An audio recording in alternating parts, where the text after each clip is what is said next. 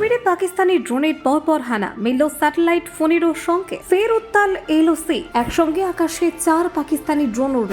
সীমান্তে আবারও সেই অশনি সংকেত। জম্মু কাশ্মীরের আকাশে পাক ড্রোন হানা দিল। সীমান্তে কি তাহলে ফের ষড়যন্ত্র? কাশ্মীরে পাক ড্রোন দেখে চরম সতর্কতা জারি হয়ে গেল। বুলেট চালিয়েও ধরা গেল না। কাশ্মীরে পাক ড্রোন ঘিরে রহস্য চরমে। ড্রোনের পর স্যাটেলাইট ফোনিক সংকেত। তাহলে কি বড় কোনো হামলার আশঙ্কা করা হচ্ছে? দেখুন, ফের জম্মু কাশ্মীর ঘিরে বাড়ছে উদ্বেগ। এদিন সন্ধ্যার পর উপত্যকায় একসঙ্গে 4টি পাকিস্তানি ড্রোনের উপস্থিতি নতুন করে প্রশ্ন তুলে দিল সীমান্তে নিরাপত্তা নিয়ে। নিরাপত্তা বাহিনী বুলেট চালালেও ড্রোনগুলি নাগালের বাইরে চলে যায় বলে খবর, যা পরিস্থিতিকে আরও জটিল করে তুলেছে। এই ঘটনাকে কেন্দ্র করে সেনা ও গোয়েন্দা মহলে তৎপরতা বেড়েছে।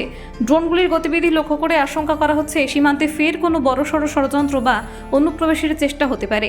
ফলে পুরো ঘটনার দিকে সতর্ক নজর রাখা হচ্ছে। সংবাদ সংস্থা পিটিআই সূত্রে খবর, এদিন সন্ধ্যা 6:25 থেকে 7:15 মধ্যে কাশ্মীর সীমান্ত এলাকায় একাধিক সন্দেহজনক ড্রোন ঘোরাফেরা করতে দেখা যায়।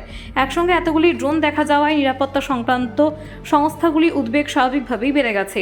প্রথম ড্রোনটি দেখা যায় পুঞ্চ জেলার মানকোট সেক্টরে। সূত্রের খবর, সেটি পাকিস্তানের দিক থেকে উড়ে আসে। সীমান্ত পেরিয়ে এই ধরনের ড্রোনের প্রবেশ অতীতেও বহুবার ধরা পড়েছে, যা প্রায়শই জঙ্গি কার্যকলাপের ইঙ্গিত দেয়। দ্বিতীয় ড্রোনটি সন্ধান মেলে রাজৌরির খব্বার গ্রামের সন্ধ্যা 6:35 নাগাদ।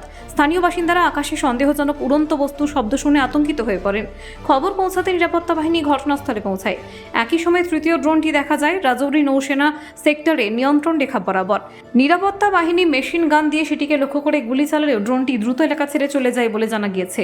এর কিছুক্ষণ পর সাম্বার রামগড় সেক্টরের চক বাবরাল গ্রামে চতুর্থ ড্রোনটি দেখা যায় সন্ধ্যা 7:15। বেশ কিছু সময় ধরে ওই অঞ্চলের আকাশে ঘোরাফেরা করতে দেখা যায় ড্রোনটিকে, যা স্থানীয়দের মধ্যে আতঙ্ক ছড়ায়। ড্রোনের এই তৎপরতার মধ্যে সামনে আসে আরও একটি উদ্বেগজনক তথ্য। শনিবার রাত 3:30 নাগাদ কানাচক থানা এলাকায় স্যাটেলাইট ফোনের সংকেত পাওয়া যায়। উল্লেখযোগ্যভাবে ওই এলাকা আন্তর্জাতিক সীমান্ত থেকে মাত্র 2 কিলোমিটার দূরে অবস্থিত। এই সংকেত পাওয়ার পর গোয়েন্দা সংস্থাগুলি ফের সক্রিয় হয়ে ওঠে। পুরো এলাকাকে ঘিরে ফেলে শুরু হয় তল্লাশি অভিযান। নিরাপত্তা বাহিনীর আশঙ্কায় স্যাটেলাইট ফোন জঙ্গি অনুপ্রবেশ বা বড়সড় হামলার প্রস্তুতির সঙ্গে যুক্ত হতে পারে। যদিও এখনো পর্যন্ত কোনো নিশ্চিত প্রমাণ মেলেনি, তবু কাশ্মীর উপত্যকায় সতর্কতা সর্বোচ্চ পর্যায়ে রাখা হয়েছে। সীমান্তে অতিরিক্ত বাহিনী মোতায়েন করা হয়েছে এবং নজরদারি আরও করা হয়েছে। আন্তর্জাতিক সীমান্ত বরাবর পাকিস্তানের দিক থেকে নতুন করে অনুপ্রবেশের চেষ্টা হচ্ছে কিনা তা খতিয়ে দেখতে ড্রোন বিরোধী ব্যবস্থা সক্রিয় রাখা হয়েছে।